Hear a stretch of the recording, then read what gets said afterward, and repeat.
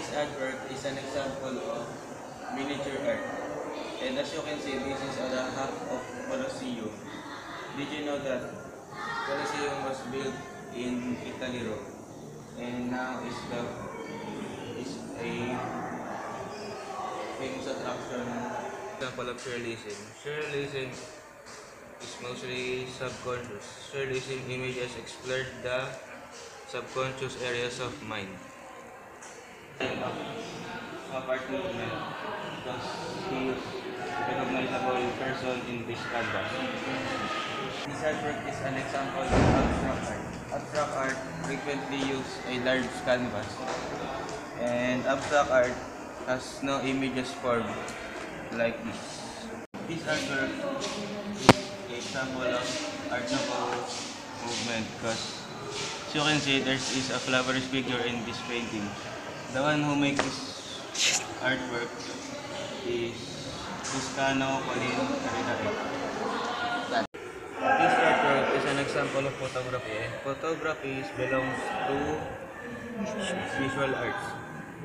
As you can see, the little boy is crying and finding, I think, his mother. Okay. This artwork is an example of Dadaism. Dadaism has 4 types, and this artwork is an example of photomontage. Photomontage includes images or photographs.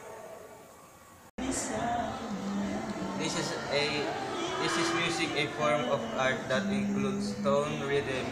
Did you know that music came from word musique? That means of the muses.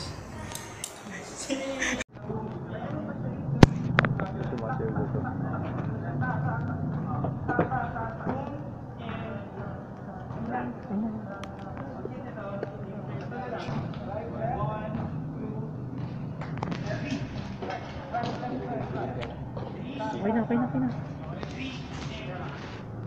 That is dance. It requires movements of the body, and they're doing now a choreography, and that is an artwork only.